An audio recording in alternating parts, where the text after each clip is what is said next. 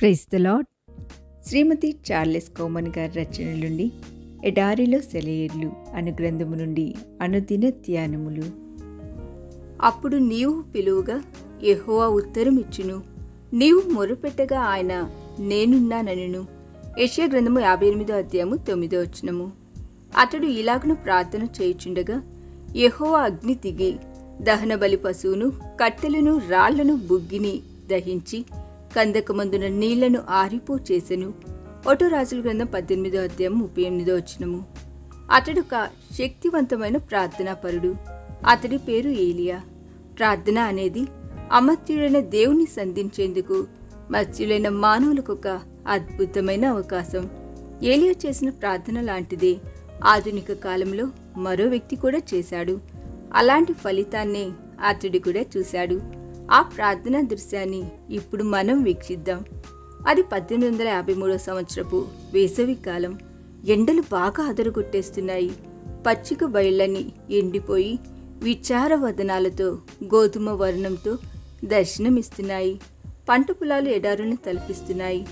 అలాంటి పరిస్థితుల్లో ఎప్పటిలాగానే ఒక ప్రభు దినాన గొప్ప జనసమూహం ఒబెర్లేన్ చర్చి ప్రాంగణంలో సమావేశమైంది. ఆకాశం నిర్మలంగా ఉంది. ఎక్కడ చిన్న మబ్బు కూడా కనిపించడం లేదు. సూర్యుడు తన ఉగ్ర రూపాన్ని ప్రదర్శిస్తున్నాడు. ఆ సమయంలో దైవజనుడైన ఫిన్నీ వర్షం కోసం భారంగా ప్రార్థించడం ప్రారంభించాడు. అలా అతడు ప్రార్థిస్తున్న సమయంలో జనసమూహంలో నుండి ఏడుపులు, అరుపులు, ఆర్తనాదాలు మింటినంటాయి. జనసమూహంలో ప్రతి ఒక్కరూ వర్షం కోసం కన్నీళ్లు కారుస్తూ విలపించసాగారు. జనసమూహపు ప్రార్థనా విలాపాలతో ఆ ప్రాంగణమంతా ప్రతిధ్వనించింది. ఆ సమయంలో ఫిన్నీ బిగ్గరగా ఇలా తన ప్రార్థనను కొనసాగించాడు. ప్రభు, నిన్ను నిర్దేశించడం లేదా ఆదేశించడం మా ఉద్దేశం కాదు. మాకు ఏది మేలో నీకు బాగా తెలుసు. కానీ నీ బిడ్డలంగా తండ్రివైన నీకు మా అవసరతలు చెప్పుకోవడంలో తప్పులేదు. నీ వద్ద మాకు స్వాతంత్ర్యం ఉంది. ఇప్పుడు మాకు వర్షం కావాలి. మా పచ్చిక బయళ్ళన్నీ ఎండిపోయాయి.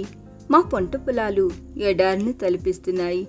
నేల నెరలు విడిచి వర్షధారల కోసం ఆశతో ఎదురు చూస్తుంది. పశువులు, పక్షులు దాహంతో అలమటిస్తూ నిరాశగా నీటి కోసం అన్వేషిస్తూ తిరుగుతున్నాయి. చెట్లపై ఆనందంగా గంతులు వేసే ఉడతలు సైతం దాహంతో చచ్చిపోతున్నాయి. ఇలాంటి దయనీయమైన పరిస్థితుల్లో నువ్వు వర్షాన్ని కురిపిస్తే తప్ప ఆహారం సంగతి అటుంచి మాకు త్రాగేందుకు కూడా నీళ్లు లేక మేమంతా చచ్చిపోతాం. ప్రభువా, మాకు వర్షాన్ని పంపించు, ఇప్పుడే పంపించు. వర్షం కురిసే అవకాశమే లేని ఈ సమయంలో వర్షం కురిపించడం నీకు సాధ్యమే. ఇప్పుడే కురిపించు ప్రభు, యేసు నామంలో ఆమేన్. ఆ తర్వాత అతడు బైబిల్ గ్రంథం నుండి కొన్ని మాటలు చదివి ప్రసంగించడం ప్రారంభించాడు. అయితే కొన్ని నిమిషాల తరువాత గొప్ప శబ్దంతో వస్తున్న భీకరమైన ఉరుముల ధ్వనికి అతడు తన ప్రసంగాన్ని ఆపివేయవలసి వచ్చింది. హఠాత్తుగా ఆకాశమంతా మేఘావృతమైంది. కారుమబ్బులు దట్టంగా కమ్ముకున్నాయి. పెనుగానులు బలంగా వీచడం ప్రారంభించాయి. ప్రకాశమానమైన మెరుపులు ఆకాశాన్ని, భూమిని కలుపుతూ ఆ ప్రాంతాన్ని మిరుమిట్లు గొల్పిస్తున్నాయి. ఉరుముల శబ్దాలు భీకరంగా ప్రతిధ్వనించసాగాయి. అప్పుడు ఫిన్నీ తన ప్రసంగాన్ని ఆపి బిగ్గరగా ఇలా అన్నాడు. ఇప్పుడు మనం ప్రసంగం వినడం ఆపి వర్షం కోసం దేవుడికి కృతజ్ఞతలు చెల్లిద్దాం. ఫిన్నీ పరిచర్య జీవిత అనుభవాల్లోంచి ఒక సన్నివేశం. నిత్యుడు నీ తండ్రికి నీ అవసరతలన్నీ తెలుపు. విశ్వాసంతో ఆయనను అడుగు, ఆయన తప్పక ఇస్తాడు.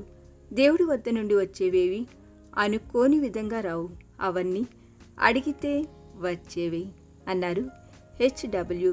లాంగ్ఫెలో గారు. ఈ దిన ధ్యానము మనందరి ఆత్మీయ జీవితమునకు ఆశీర్వాదకరముగా ఉండురేగాక. ఆమేన్.